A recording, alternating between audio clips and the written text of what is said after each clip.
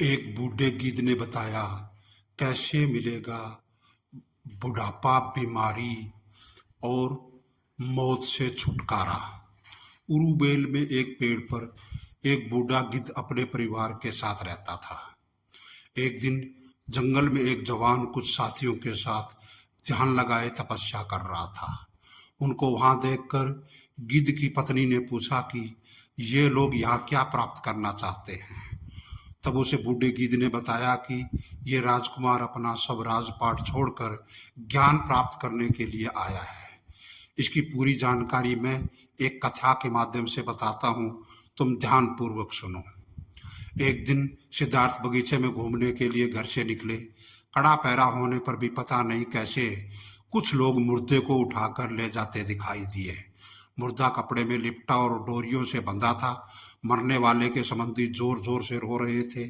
उसकी पत्नी छाती पीट पीट कर रो रही थी। उसकी माँ और बहनों का बुरा हाल था। राजकुमार ने सारथी से इसे रोने पीटने का कारण पूछा। उसने बताया कि जिस कपड़े में लपेटकर और डोरियों से बांधकर 4 जने उठाकर चल रहे हैं, यह मर गया है। रोने वाले इसके संबंधी हैं। इसे शमशान में जला दिया जाएगा। यह सुनकर राजकुमार के चेहरे पर गहरी उदासी छा गई। उसने पूछा, यह मर क्यों गया? सारथी ने कहा, एक न एक दिन सबको मरना है। मौत से आज तक कौन बचा है? राजकुमार ने सारथी को रथ लौटाने की आज्ञा दी।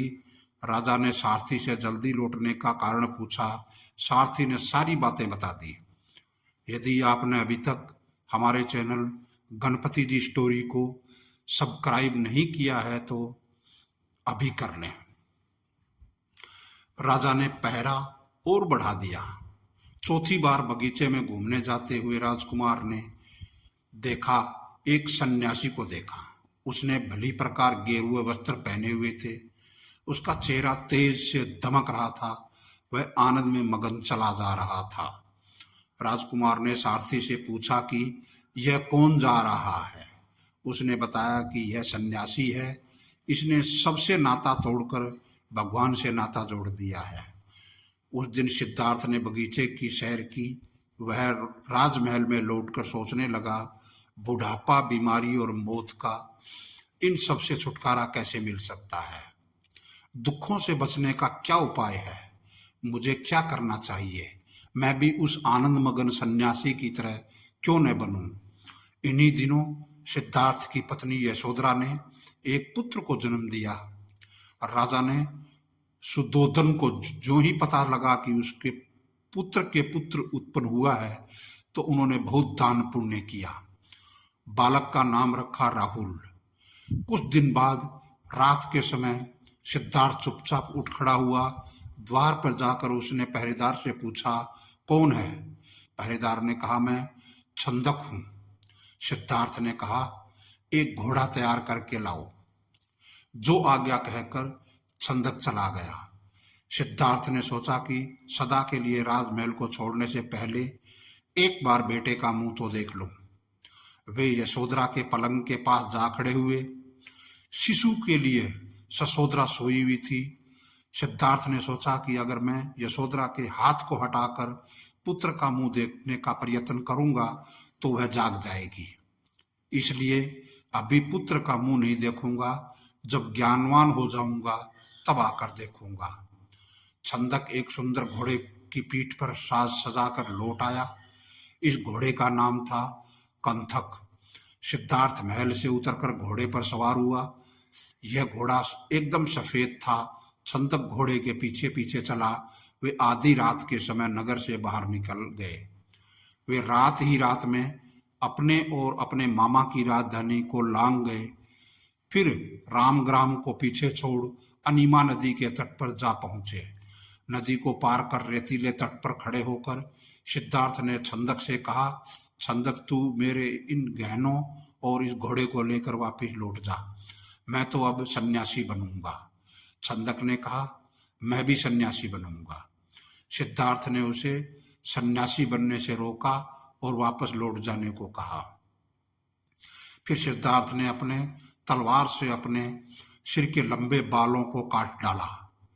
सन्यासी के वेश में सिद्धार्थ ने राजगृह में प्रवेश किया। तत्पश्चात वे भिक्षा मांगने नगर में निकले। इस युवक सन्यासी के नगर में आने की खबर राजा को मिली। राजा इस सन्यासी युवक के पास गया। राजा ने उसकी मनचाही वस्तु मांगने को कहा। इस युवा सन्यासी ने उत्तर दिया, महाराज, मुझे न तो किसी चीज की इच्छा है और न ही संसार के भोगों की। मेरे महलों में यह सब कुछ था। मैं तो परम ज्ञान प्राप्त करने के लिए घर से निकला हूं।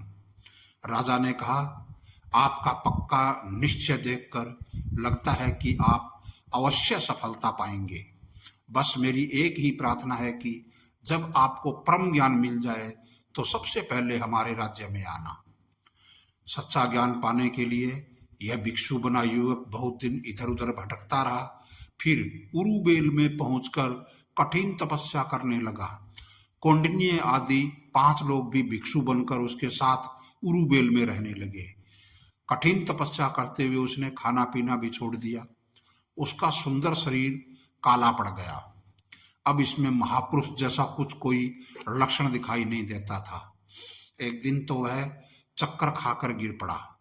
तब उसने सोचा कि शरीर को सुखाने से मुझे क्या मिला, इसलिए उसने फिर भिक्षा मांगकर भोजन करना शुरू कर दिया।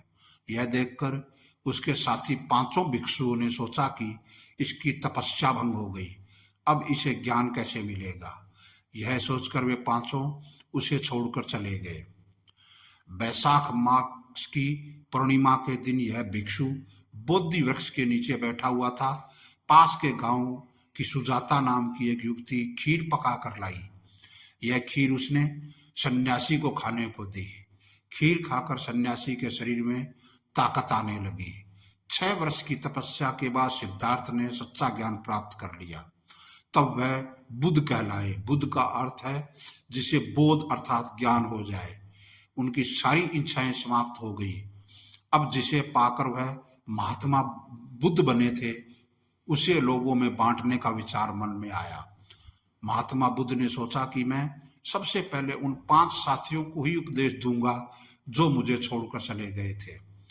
इन साथियों ने तपस्या के दिनों में उनकी बहुत सेवा की थी।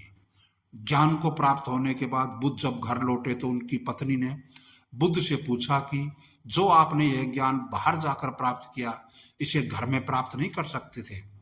तब बुद्ध ने विचार कर माना कि हाँ, यह ज्ञान तो घर रहकर भी प्राप्त किया जा सकता था, और वर्षों तक अपने बीवी बच्चों से दूर रहने के लिए उन्होंने दोनों से क्षमा भी मांगी। उनका मानना था कि यह भी एक प्रकार की हिंसा थी। ये कथा थी महात्मा बुद्ध की। वीडियो को अंत तक देखने के लिए धन्यवाद। आपका दिन शुभ रहे।